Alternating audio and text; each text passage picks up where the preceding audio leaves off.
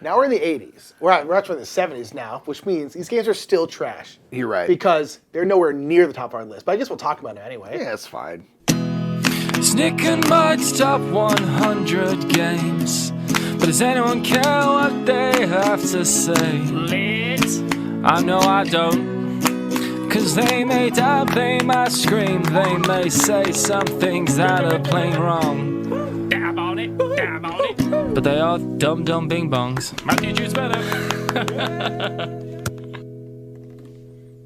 What's up, everybody? I'm Mike. I'm Nick. We are the Brothers Murph, and we are continuing through our top 100 games of all time. These are definitively the best games ever made. We've been saying it. If you're asking subjectively us. Yes, exactly. And we are talking about our favorite games. We are doing this at the same time that we are running our yearly Kickstarter campaign to support the channel, a fundraising channel. So if you like what we do and you have a couple extra bucks, it literally all helps What's us. $5 a year? Yeah, what's $5 a year? Helps us out. You know, we gotta eat something. But yeah, we're reselling our Unmatched set, which custom Unmatched set featuring these two big bongs. That's right, with me with hair too. You know? So that's kind of a relic now. Someday I'll have to update the art. No, I think just it's take kinda all my cool, hair man. off. That's just going to go up in value. We also have a solo micro game with art by Beth Sobel, which is really, really fun. So you can check those out. That's where you can get them. And we really would appreciate the support. But Mikey, we're going to get into our next top 10 here. We're going to go 80 to 71. We're like fully getting into it at this point. I'm really excited. Let's hit it. Before we start, I just want to say we'd really appreciate if you're subscribing if you haven't already. If you're watching us for the first time or you've watched us a couple times, be like, I'll give those bing bongs to subscribe.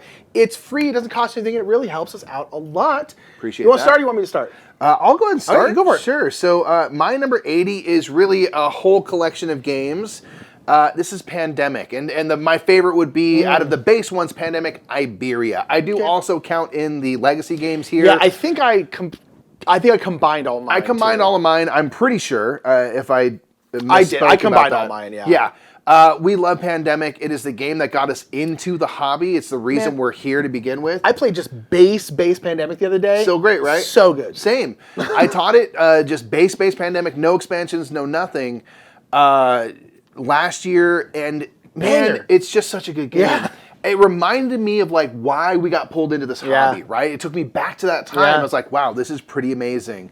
It's an engaging game where you have diseases that are being spread around the world, and you're trying to fight off those diseases long enough and keep cities alive and stuff to find cures for these diseases, which is obviously something that we deal with in the real world all the time. Always have, And it just provides a really cool challenge where you are cooperative. We each have a specialty, which gives us a different way, a different type of action we can do, or a different way of moving, things like that. And we are trying to get cards of 5 of a certain color to be able to cure that color disease, hopefully eradicate it so we have less chance of it coming back. But every turn, you're going to be drawing out new infection cards. So basically, new cubes are going to get put out onto the cities, which is representative of the infection is spreading.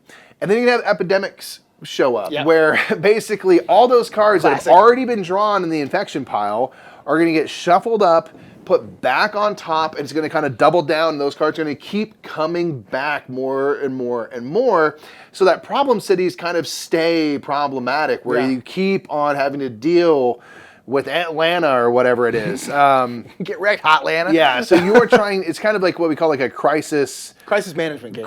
Management game where you have like the board is doing stuff and we are all trying to respond to like what's going on the board. Just trying to survive. But you also have to get to the cure. So you can't just go what we call cube hunting and trying to get cubes off the board because you have to get to... That's not how you win. Yeah, you have to get to a hospital essentially to cure this disease if you have the right cards, but it doesn't do you any good if you have outbreak after outbreak after outbreak, because you'll lose that way. So this is a one road to victory, many roads to defeat, and all the versions have been ones we've enjoyed. We really enjoy Pandemic Iberia, which is extra hard, it seems. But yeah, Pandemic is it was why we're here to begin with, and forever grateful for that. So that's number 80 is Pandemic. Still great. It's still great. My number 80 is another cooperative game, and this is Codenames Do It! Yes. This is really kind of, again, all of Codenames, but I'm going to specifically say Codenames Duet because I honestly think Codenames Duet is the best version of Codenames. And Codenames gets kind of a lot of crap because it's like this party game that like was so successful that everyone loved it, but then everyone started crapping on it because it was successful kind of thing. I feel like. The shouting and here's the thing. Codenames is great. Codenames is outstanding. This is a game where you're given a grid. In normal Codenames, you're given a grid of 25 cards, and you have a team. There's 2 teams, and there's one person who's like the the clue master or whatever. You're like spies in the game or whatever. Yeah. And you're basically trying to get your teammates to guess your clues. Because there's, of the 25 cards there, like 10 of them are yours. And then 10 are the other team, and there's an assassin, which nobody wants, and there's just a bunch of bystanders. So, you know, and you can basically give a 1-word clue and then say how many clues that word pertains to. So if you have like sheep and cow, you can say animal for 2. And they go, oh, maybe it's sheep and cow because those are both animals. Great, we win. The problem is there might also be a goat out there. And then you're like, well, I can't say animal for 2 because they might just choose goat. And that might be like the other team's clue. If they guess that, we're just giving them a point essentially. And then Codenames Duet takes that concept and makes it a 2-player cooperative game, which just does not sound like it would work. But it really does. Yeah. Because the fun of this is having those like references, like, oh, I give this clue. Mike's like, oh, Nick is talking about this specific thing when we were kids, da-da-da. You get these like really cool mind meld moments. And Codenames Duet just really amplifies that, where you're just getting in with one person. You're like, come on, be here, be here, be here. What does this mean? What does this mean? And you have, I think, 15 words total that you have to get. You each have 9 that are unique to you, and then I think 3 that both of you share. And then there's a couple different assassins for each person. It's just so fun. It's just such a simple game, but just because it's simple doesn't mean it's bad. It's great, and it's sold like 1 billion copies. And so good for ZG because they probably don't need to make another game again. They could just make Codenames to the end of time. And so really fun. That's number 80. Let's get number 79. Number 79 is a game that's buttery smooth, and this is going to be Lacrimosa. Lacrimosa is buttery smooth. Dude. Mozart is dead. You killed him. You're running from the law. That's how I always describe this game. Gosh, I wish it was that. God, I know, right? That'd be great. Mozart is dead, though, and you're basically trying to convince people. Spoiler alert, by the way. He's dead. He is dead. He's been gone a while. He's been dead. Amadeus is dead. Amadeus. Got him. But basically, you're basically trying to convince that you influenced Mozart the most during his time alive. Basically, you're trying to prove that you were his best friend, kind of in a way. Yeah. And so you're basically reminiscing about your times with Mozart. So you're reminiscing about the times you guys traveled together. You're reminiscing about this music that he wrote. You're reminiscing about this piece that you commissioned for him to make and stuff like that. And you're basically doing this through action cards. And you're going to play 1 card above your board, which is going to be the action you're going to take, and then 1 card below your board, which is going to essentially give you resources. And those resources are going to be like Mozart's talent and travel and things like that. It's going to allow you to do these actions. And it's just really, really smooth. Yeah. This game is one of those games where it's kind of a deck building game where one of the actions you do is get these much, much better cards, but then you're also going to be chucking out cards. So your deck is not going to get any bigger. You're pretty much always going to use, I think you use all but one of your cards every single round of the game. It just works. It's got a cool theme. It's really, really pretty. It's one of those games that does beige very well. Yeah. I think even though it's not very colorful, it's still really gorgeous. It's got a cool theme. I love music as a theme. It is still like a medium plus weight Euro game that just, the actions, everything just works smoothly. And I really, really love Lacrimosa. And yeah, I just really enjoy it. Very nice, man. My number 79 was mentioned last list by Nick. This is going to be Unmatched. This is going to cover all of Unmatched. Yeah. Really, we kind of see it as this kind of this collectible thing at this point of all the versions. Unmatched is a 2-player. You can play up to 4. I would recommend it if you're playing Unmatched Adventures, which makes it a cooperative game. I would not recommend it otherwise. Yeah. It's a skirmish game where you have a hero from myth and legend, or possibly even real life now, depending on which character you choose. And you're going to have a custom deck of cards that are that character's abilities, attacks, and stuff like that. And you were going around trying to knock your opponent's hero out before you get knocked out. Yeah. Some heroes have sidekicks, like you have like King Arthur and Merlin, which you mentioned, and you have other characters that are just rolling solo, like Jekyll and Hyde. Jekyll's got Hyde, and Hyde's got Jekyll. They don't need a sidekick. They are their own sidekick, and stuff like that. And you are what's really great about this game is it's super simple. It's a card kind of hand management game. Yeah.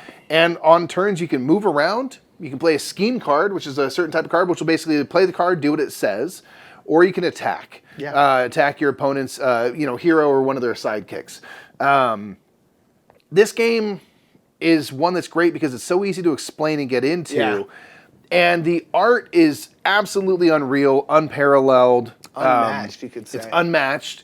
And they've had different artists and stuff, and they all put their own spin on it, but it all feels within the world of Unmatched as well. I think it's really amazing what they've done with that. It really is. And there's like 50-odd characters now at this point. And they're not stopping anytime soon. Yes, and it really covers so much. There's Marvel and, again, myth and legends like Achilles and stuff. They're Jurassic bringing The Park. Witcher Yeah. and Jurassic Park. There's so much stuff.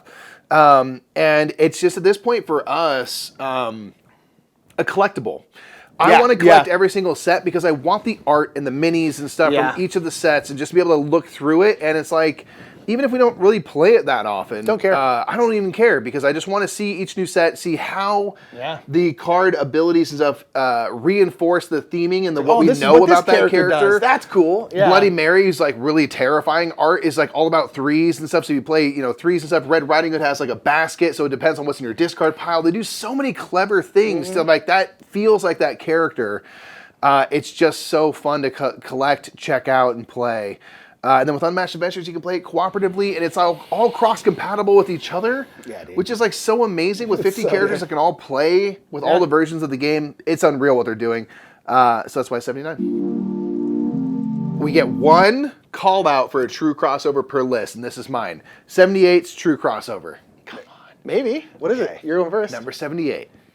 Uwe Rosenberg? Nope. Come on, man. It's a Tiwa. Come on. Oh, wow. Should have been. No, I don't think a Tiwa made my list. I do like a Tiwa.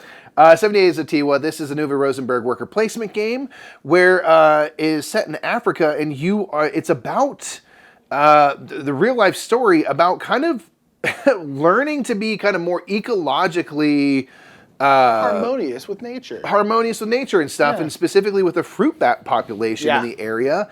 And so in this game, you are kind of embracing the fruit bat because there is this kind of symbiotic relationship with the fruit bat and nature, and how humans, by not just going and killing all the bats and stuff, can actually benefit greatly by the fruit bat's presence. But, I understand the idea of like, I don't want them eating my fruit. So it's like, but then they fly around and poop out seeds and make so many more fruit trees, which means there's more fruit for everybody. So it really does benefit, which is a real thing they kind of discovered, like, oh, this is the center of this ecosystem, and it thriving is really these fruit bats. So this is a worker placement game which has this great ebb and flow from your player board, where you are going to be getting these cards out, which will be you building up parts of your village, which will be a main way to get victory points because they're valuable, and you can also put kind of grow your population. Families, essentially, families can live there, and then you're also balancing it with other cards that are kind of more of the rural areas.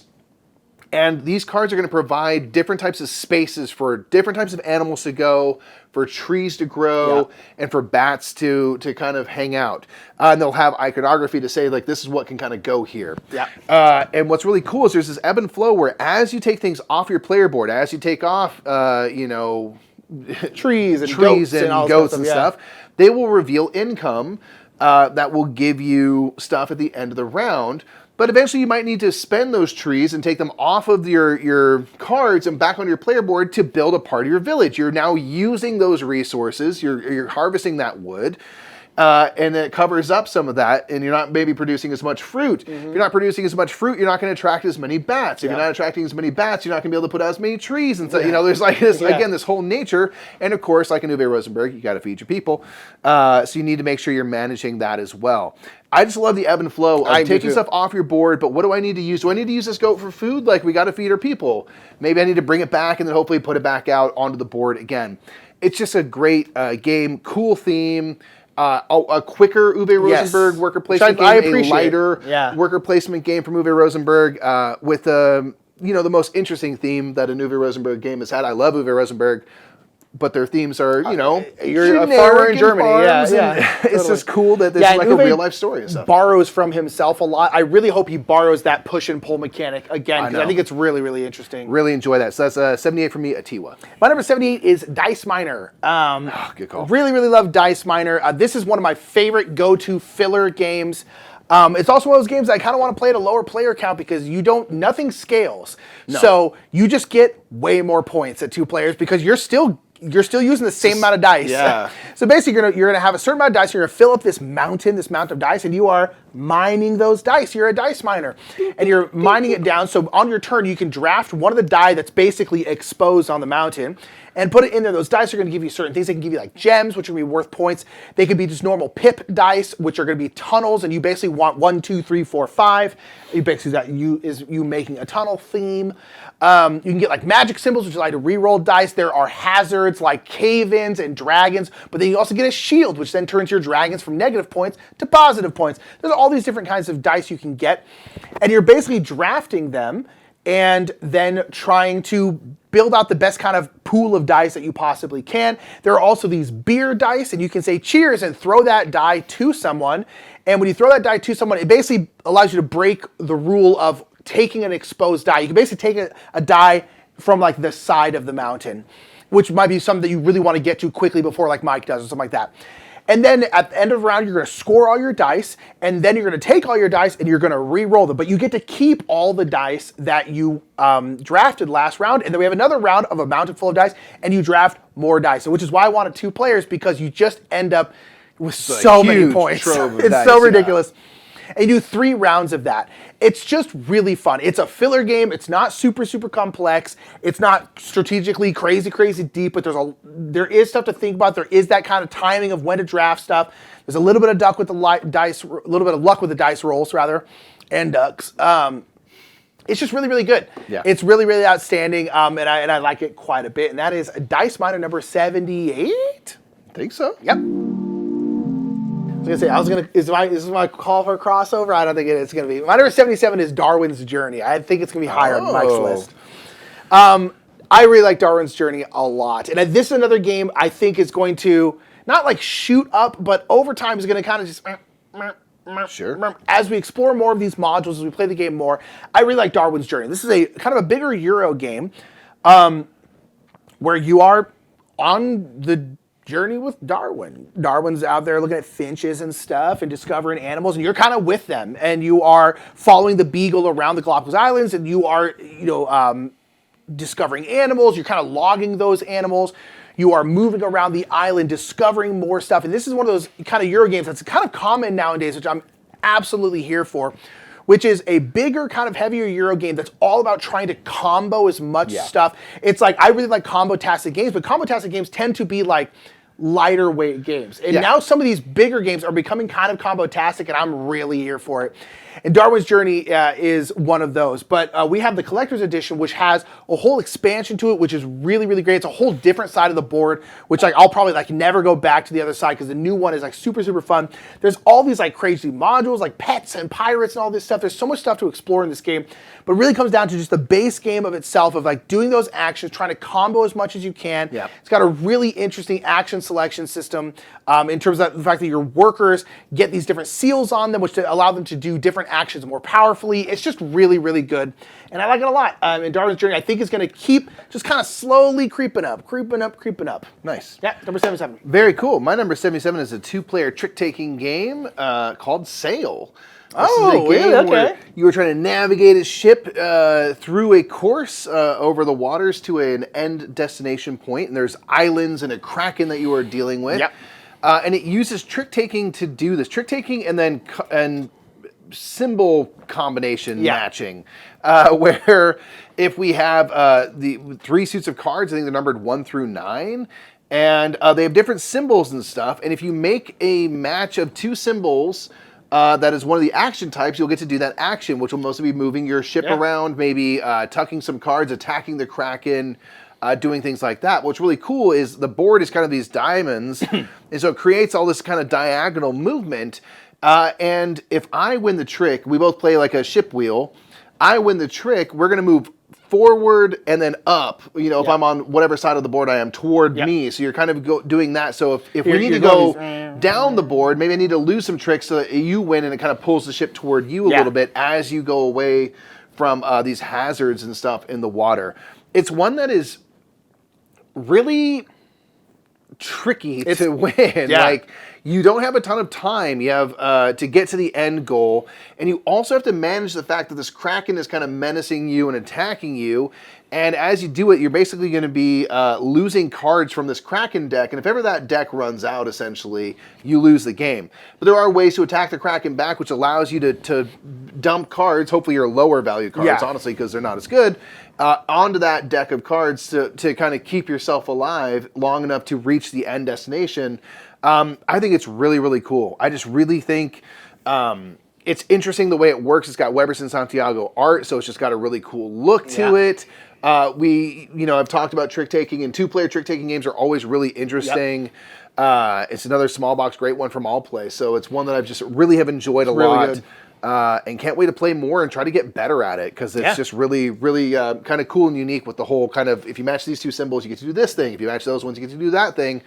Is really cool. Yeah. It's not just straight trick taking, win or lose, although that factors into the outcome of the action you take. So it's super duper cool. Yeah, I'm really excited to. I've only played it a couple times. I'm excited to explore it more. Me too. Me too. Yeah, that is number 77, Sail. My number 76 is Tidal Blades, Heroes of the Reef. Probably higher on yours, I think, maybe a little bit. Oh, yeah, almost a true class. Oh, man, all right, well, I'll be quick then. Heroes of the Reef, Tidal Blades, Heroes of the Reef is a worker placement game where you are an aspiring Tidal Blade. You're kind of like a hero, hero in training. Yeah, kind of American Gladiator type thing. Yeah, you're kind of performing, American Ninja Warrior, I guess, is a more modern thing. But yeah, you are basically going around to different areas on the board, taking actions, and then you can attempt challenges at a lot of the locations based on which island you're kind of on. And that's going to be you doing, different physical feats and stuff like that. And that's going to be you rolling dice, hoping to match different symbols that are on that challenge in order to complete it. And whether or not you complete it successfully or not, any kind of matches you make are going to increase your skills in these 4 areas, which might make your stunt ability better, so you get better results on stunt cards, or your focus, so you can roll more dice.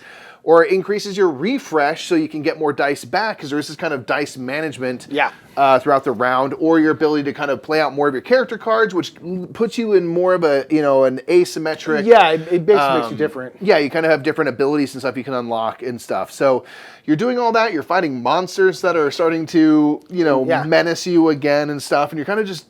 Yeah, because you kind of haven't needed the Tidal Blades for a while, but now, the reef is starting, these monsters are starting to come back. Yeah, the fold, so they're starting to attack you again, so you can go and work on fighting these monsters and stuff to gain benefits, and you're just trying to do all this stuff to kind of be like the most famous, essentially, Tidal Blade in the game, and it's just really fun. This is an insanely amazing production. We got the deluxe edition. It's just so extra. In a good way. It's so beautiful. The player boards are awesome. There's this dice tray that comes with it. There's this the Chronosium, which is an arena that you battle in, but you're rolling your dice into there. It's so ridiculous. It's just super cool. I've really enjoyed Tidal Blades a lot. The production is just so wonderful. It just absolutely adds to the enjoyment of the game. And then they have a second one that's coming out, I think soon. It should be soon. It should be completely different game. Completely different game. It's a cooperative game, but it's using those characters from the first one. So I love the world building, which is where this whole game began. Was started with a world, this kind of water world, and they went from there. It's just really fun. It's trickier than you think in terms of managing your dice and stuff, and one that you can generally get better at. As you play better. I'll talk about it later. Yes, I was going to mention it. 76 for me is Tidal Blades. Mine is 76. Is one that actually dropped quite a bit, and honestly, it's because we just have not played it recently much at all. And this is Rajas the Ganges. Huge drop, unfortunately. I love Rajas the Ganges. Love that, but we haven't played it. We haven't played it in so long. How dare you? I love Rajas of the Ganges. It's so good. This is a really, really great game where you are, this is a worker placement game where you're placing out your workers and you are using these big, chunky, translucent dice as your currency, because a lot of these worker placement spots are going to be requiring you to spend certain pip values of dice. Yeah, and so a lot of these spots are going to get you more dice or allow you to exchange dice for other dice, because certain spots require certain colors, things like that. And then you're also going to be building out your estate. You're going to be getting these tiles that are going to have different, like, they're going to have like markets on them. They're going to have these big fancy buildings on them. And basically what you're doing is you are trying to increase your fame and you're trying to increase your money. Oh, yeah. And basically this is one of those games where you have 2 scores. Now Arc Nova does it, but Rogers did it first.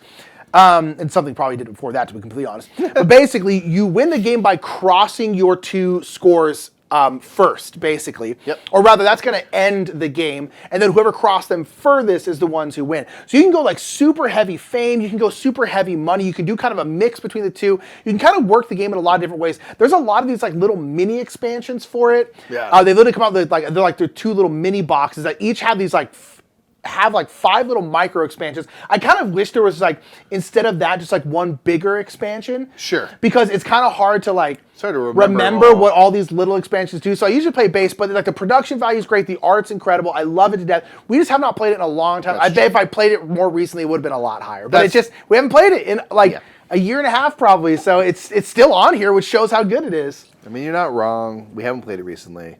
Let's get to the next number. Number 75 is Tidal Blades Heroes of the Reef. Mike already talked about it. So close to the true crossover. So close. I know. I don't know if we're going to have one. It's hard to have a true crossover. We have crossover a lot in general, but true crossover stuff. As we get higher, we'll probably have a lot more crossover because we like a lot of the same games. But nonetheless, Tidal Blades is really great. Mike already talked about it last time, so I'm not going to talk about it much more. But it is, as you said, and I was going to say it then, but I was like, I'll say it during my turn, is that you do legitimately get better at the game. The first like 2 times we played this game, we honestly did not like it. And it was kind of a bummer because we're like, wow, we spent like a decent amount of money on this game. And we have this like really cool, really deluxe game. I don't know if I like it. I don't really like. And then we played it again. I was still like, I don't really like this. And then we played it a 3rd time. And then it started to click because to work like the dice economy is legitimately tough. Yeah. And it's hard to do. And so it's one of those things where you're like, you have to get better at that. And after a few times, then I started to really love it, where now it showed up in multiple top 100s, and we don't play it very often, but every time we play it, I'm always like, gosh, I really like this game a lot. It's a once every, it's year and a half, it's every 6 months to a year that we play it. But I really enjoy it. Like the one thing like that for, you're talking about it being too hard to manage those dice is like when you go fight those monsters, those dice go away. Yeah, and that's tough. You might also lose dice throughout the game during other things, but the monsters go away. And at first I was like, I can barely hang on to any dice as is. And now that we played it more, I'm like, no, okay, I know how to get more dice. We're good. I can go for these monsters. And that really changed the game. Yeah, and it's really, really good, though. I love it. The world is amazing. So that's my number 75. Nice. My number 75 is a new to us game that I really enjoyed crunching on. This is Sankore, The Pride of Mansa-Musa. Wow, that high, huh? Yeah, man. I think a couple more times it would have broken It's a brainy one. This is a game that's kind of a follow-up to Merv, where... you're Mansa-Musa. You're in Timbuktu teaching. You're running or helping run a university. The great university, bringing students in and studying in theology, astronomy, law, and mathematics. Yep. And you are kind of trying to build up in these areas because as you build up your knowledge, either collectively as a university between all the players, or in your students and stuff in the way that the classes you're teaching. You can kind of invest in a certain area like theology and get stronger and stronger versions of the actions. And you are trying to do this to ultimately collect these knowledge tokens, which are going to be worth points. Probably. But you don't know the value of these tokens to start the game because you basically have to be spending books and putting them in the library, which is you writing about these topics. Yeah. And if on these different rows of the library there are more mathematics books than anything else, mathematics will now be worth increased points, 2 more, be worth 2 more points than it was before. So in theory, you could have a certain, discipline, discipline that isn't worth anything.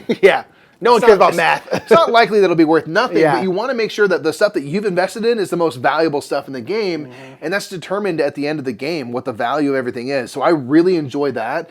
I enjoy that you can build up these actions, so you take stronger and stronger versions. There is this kind of collective thing where if more students enroll from the astronomy discipline, the collective knowledge is higher. There's more people talking about this, so Nick will get to benefit from that as well as me. And then how I specialize kind of allows you to really benefit even more. You're trying to take stuff off your player board, do a bunch of things. There's a lot. It's a big game. It's insanely beautiful. It's gorgeous. And this says a lot. It might be Eno Tool's best work. Yeah. And that says a lot. Eno Tool is a master. I think the best in the game, undoubtedly. And I agree. It's so far up there. And it's just a big, crunchy game that gives a lot to tickle the old brain cells. You know, boop, boop, boop. So I really enjoy Sankore. Can't wait to play it some more. And it's relatively new for us. So yeah, it's done well for itself to make it to 75 already. So that's 75. 74, Nick, is one of the steeper drop-offs, if I'm honest.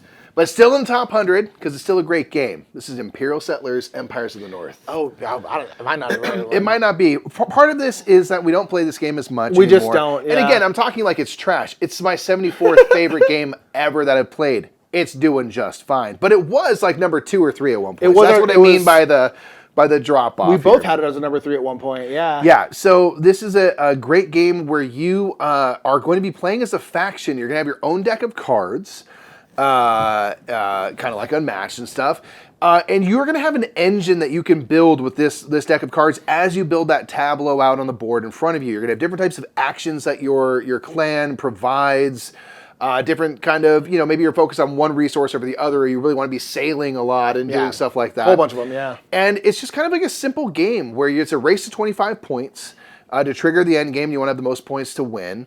And you are just on a turn spending some resources to play a card, tapping one of your cards to activate it, using you have a couple of worker pawns, and you can go out to sail and stuff, which will happen later in the round. Yeah. Things like this, you're just going back and forth around and around the table until everybody passes, and then you are going to do this until someone gets to 25 points, which will be like 3 or 4 rounds. It's very fast. Especially at 2 players. It's like a 30-minute game. It's not super long. fast. I honestly kind of think it needs to be longer. Yeah. It really could be another 10 points would be almost useful because And I guess you could house rule it. You I could guess go you to could, 30 right, or yeah. 35, and then have that be the end. But it's just so fun. I love just discovering, like, how does this faction work? Like, what is their engine? How do I start getting stuff so I start generating points? Like, what kind of resources do I need to focus on? How can I get some synergies between my cards? It's just really fun to do. A couple things, like, we just don't play this as often anymore because we have, just by virtue of our job, a lot of stuff to do. And also, the rule book and the stuff on these is really bad. Yeah, they're tough. I'm not going to lie. Portal has the worst rule books, I think, ever. They're so bad. And There's just a lot of, like, how does this work? And you're like, I don't know. It's very vague. Yeah. It's just, there's a lot of, like, vagaries, and if you go and look at it, it just reads out the exact thing, and I'm like, that doesn't answer the question. I'm asking about, like, what does that mean? They're like, that's what it means. You're like, okay, cool.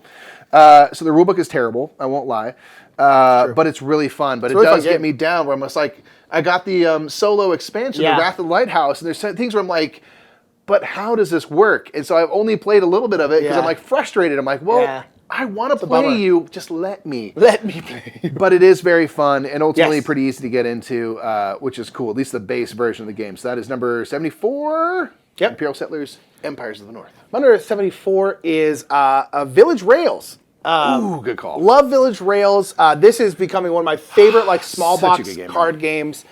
This is a game where it's a big game in a small box. There's a lot going on in this game and a lot to think about. Yeah. But this is a game where every single round you're going to be getting a new railroad card, and that's going to go into your grid. Your grid is going to be 3 by 4. It's going to be 12 cards. Every round you're going to get one of these cards, and so it's going to be 12 rounds long. You know that. 12 turns. And then basically these rails are always going to match up with other rails because they always go to the center of the 4 sides of the cards. They're always going to make it. And basically, once a rail gets to the edge of your grid, which again is going to be 3 by 4 cards, that rail is then done and it's going to score. And then throughout the game, you can get these essentially scoring condition cards that you can put above a rail that will give you extra points for stuff. And then there's all these symbols in those rail cards. There's like different land types. There's like farms and forests and things like that that might give you points. There's like tractors, which will give you points for like different kinds of terrain. All these different things that give you points for different stuff. So you're basically building these things out, trying to score the highest points you can.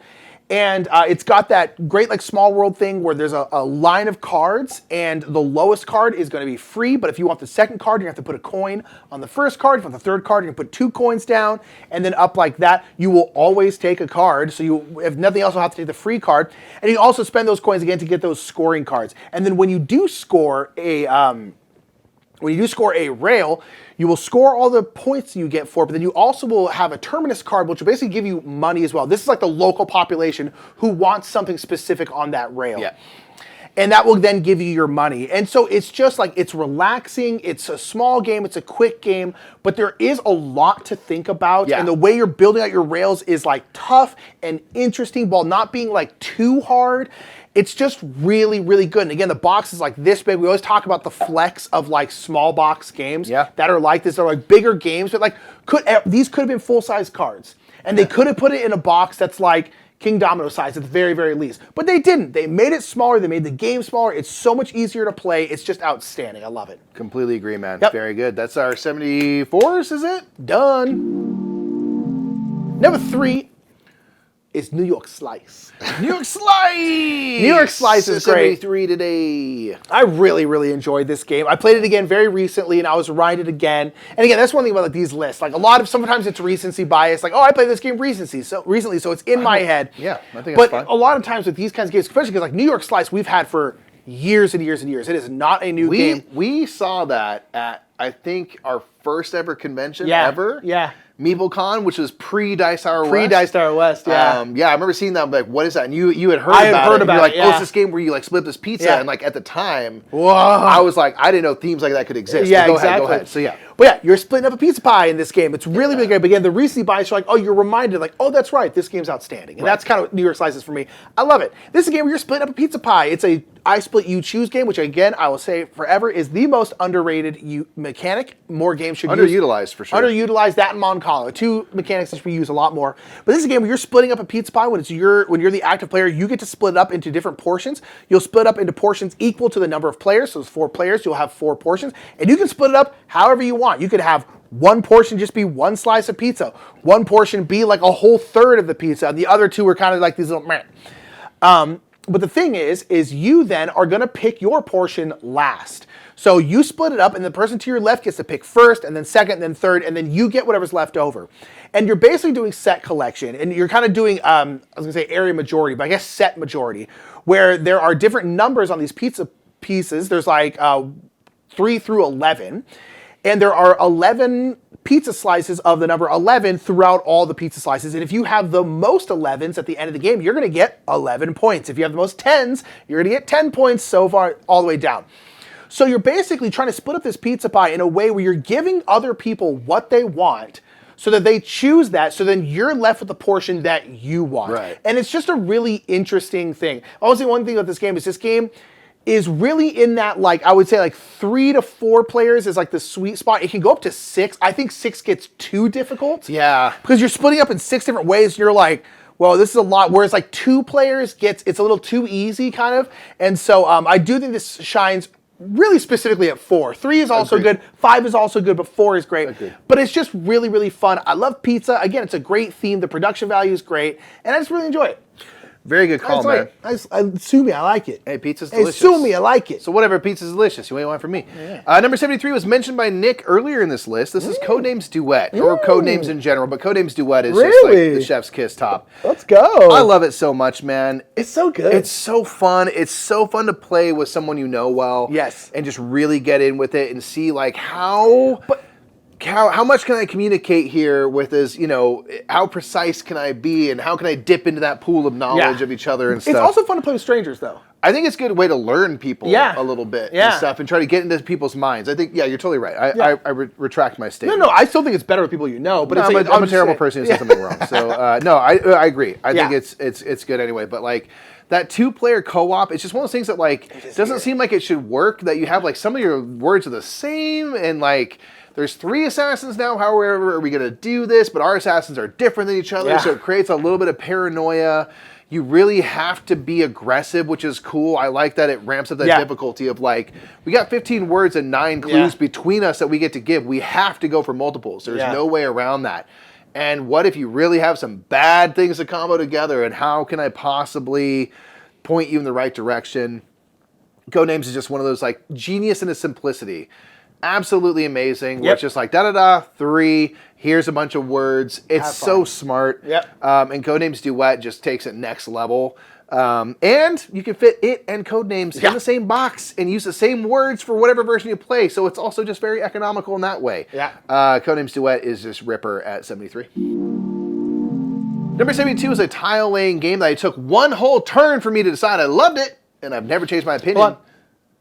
You're not saying it's true. Oh, no, it's gonna be different. I'm gonna call it true crossover because I haven't done it yet, but this is not gonna be it. Go ahead. It's Acropolis. Dang it, no, it's not. I know. Acropolis is a tile-laying game where you're building a little city and stuff by drafting these tiles, kind of similar to Village Rails, as you were saying. And you took one turn and went, I love it! Yeah. I literally, you start out with a home tile, and I placed, the tiles are these like 3 hexes stuck together kind of tiles and stuff. And similar to Village Rails, you can take whatever the oldest one is for free, or you can pay stones to skip things in the line, but then if someone else takes it, they get those stones and stuff.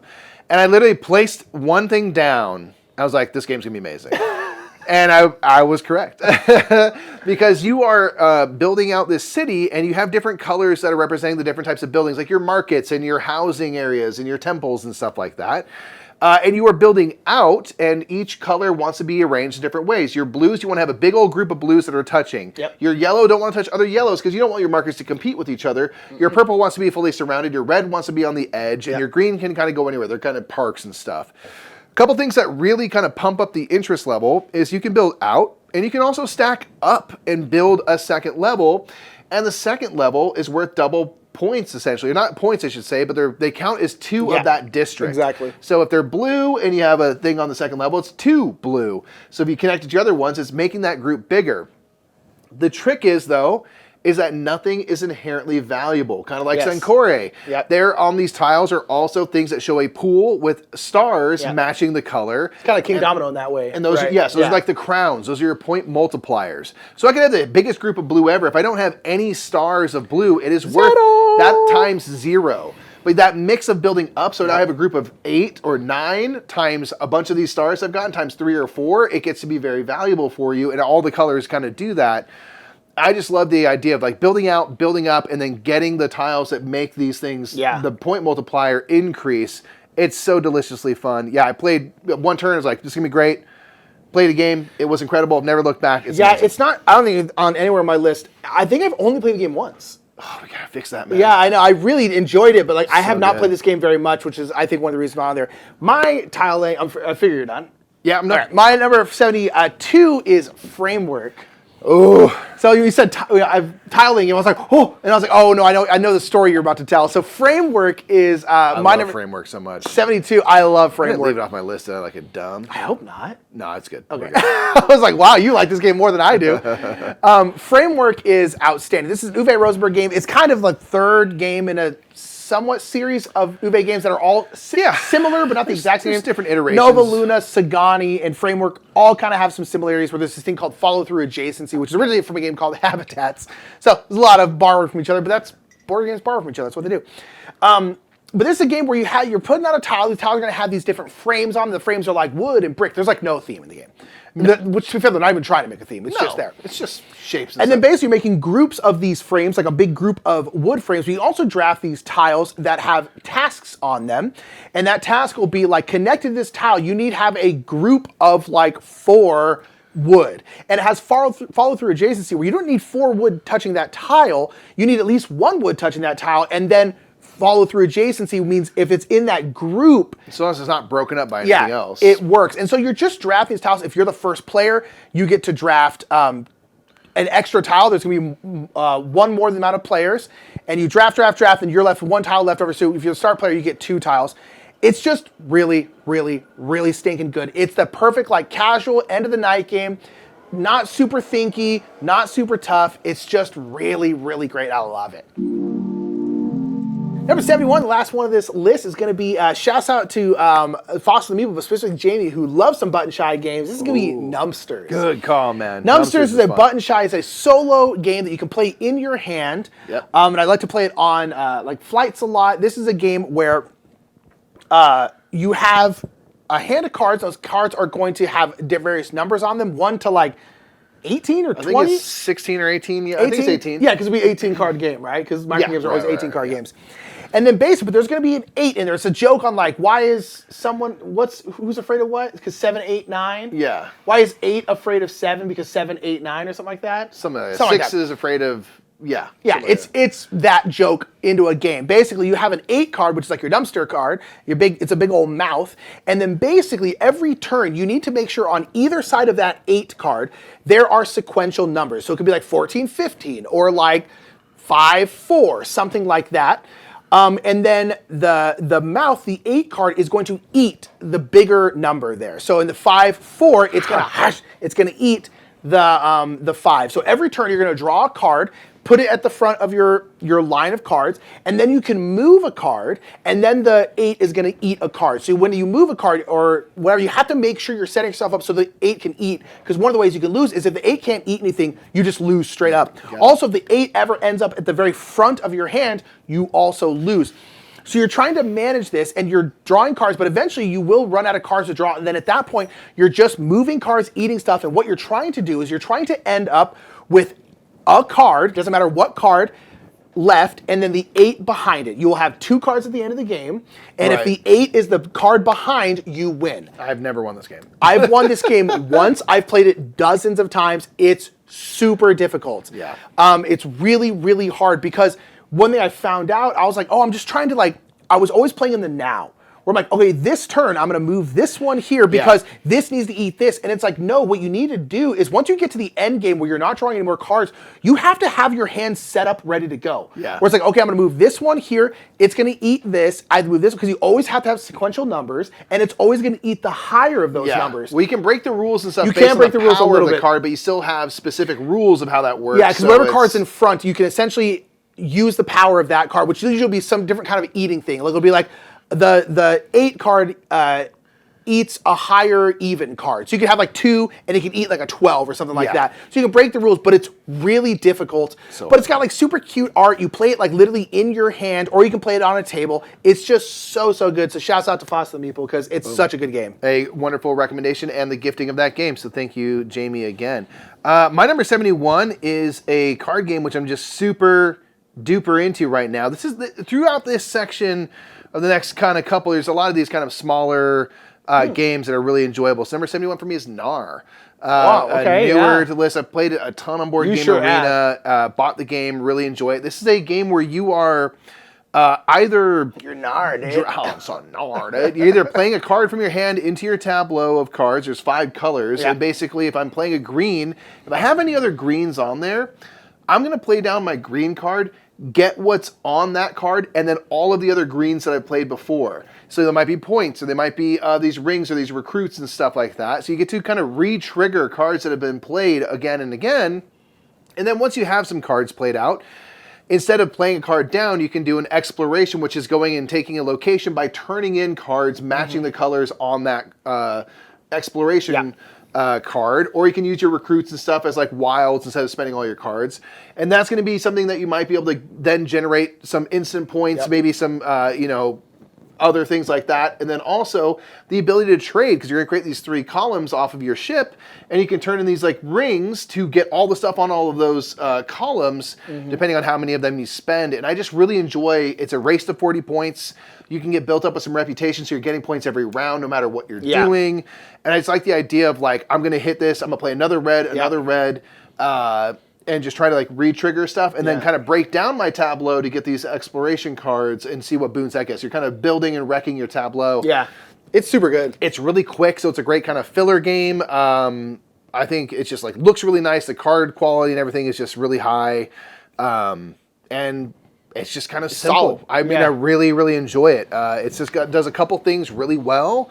And it kind of fits in that nice, like, little card game category, which is just there's always seemingly more and more great card games, and that's why they keep doing it. Yeah, they keep doing it, which is like, amazing to me. So it's number really 71 is Gnar, and that's our list. That's the list. That's the next 10. Again, down in the comments. Hopefully you're following along with us, and you are putting your top 100 in there. We love seeing it. Go along with us. It's super, super fun.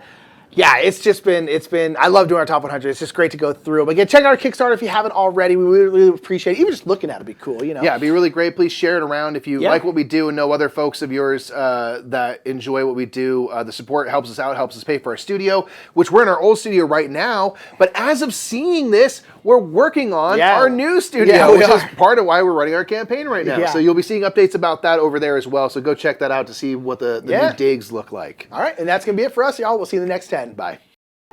Thank you so much for watching that next installment of our Top 100. Oh my gosh, this is just so freaking fun. We love doing our Top 100. And make sure to check out our Kickstarter. If you like what we do, feel free to shoot us a couple bucks. We wouldn't hate it. Want to give a big shout out to our channel sponsors, Restoration Games, Board Game Geek, and Garphill Games. Thank you so much, y'all, for watching. We'll see you later.